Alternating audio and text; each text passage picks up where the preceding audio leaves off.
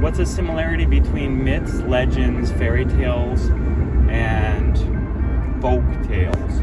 But use a literary element, a literary term.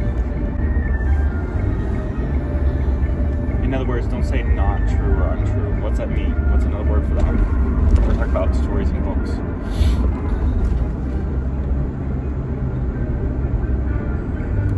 The anthem of true. They're all fiction, right? Fiction. When we're talking about literature. Okay, what else do they all have in common? There's a few other similarities.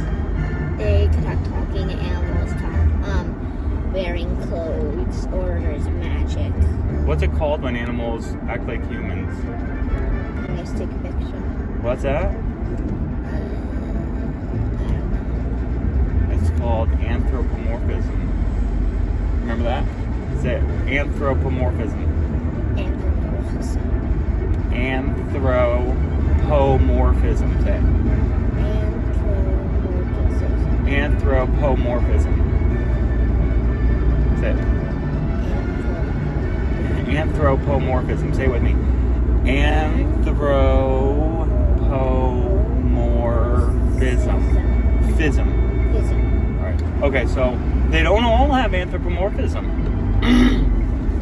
And guess what? You know what genre it's called when there's magic and anthropomorphism and even like mystical, magical animals like elves and trolls and stuff like that? Do you know what that's called? It's a subgenre of fiction called fantasy. Now, one of these styles... Fantasy. Yep. One of these styles is not fantastical. And actually, before I get into that, what are some examples of fantasy? What are some stories, really famous stories that have talking animals and magic and stuff? Oh, the Three Little Pigs. Okay. That would be fantasy. Beauty and the Beast. Yup. Fantasy. There's definitely magic. Red Little Running Shorts. Yeah, that might be fantasy. Sure, because there's the talking wolf and stuff. How about just like some big books that we've read? Is Harry Potter fantasy? Yeah. Yeah. Is The Lion, the Witch, and the Wardrobe fantasy? Yes. Yes. Is The Hobbit fantasy? Yes. Yeah, because there's trolls and elves and even the Hobbit himself. Okay, so what genre is not fantastical? Well, myths would be fantastical because there's all kinds of talking animals in them, and there's, you know, gods and magic and stuff like that. But what about fairy tales? They can be fantastical. Yeah. Right?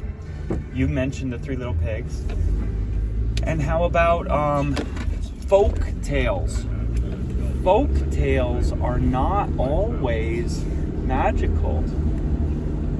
All right? And there's a genre that we didn't talk about. Fables. Do you know what a fable is? No. A fable can be fantastical because it can have animals that talk, but it doesn't have to be. It could be just people experiencing a story that teaches a lesson. That's what a fable is. Okay? It's specifically meant to teach a moral or lesson. The genre that is definitely not fantastical is legends. It could be fantasy in the way that it does exaggerate things often, but it's about a real person, and it does exaggerate often, like a part of the person or a characteristic of the person. An example of a legend would be George Washington chopping down his father's beloved cherry tree, and when his dad says, "Did you chop down my cherry tree?" What does George Washington do? Runs away. No, you may not be familiar with this story. I actually am familiar with him chopping down a tree. You've heard of this? Yeah. He says, "Father, I cannot tell a lie. I did chop down your cherry tree." That's the story. And it's a legend, okay? We don't know if that actually happened or not, but it's a really, really famous legend. And what's it meant to do? It's meant to convey or share the idea that George Washington was so honest, right? So truthful. So that's what Did he do legends that? do. I think, in thinking, did he do that on purpose to show that he was... Well, that's the purpose of the story, the legend, right? But we don't know if he actually did do that. There's no proof that he did that.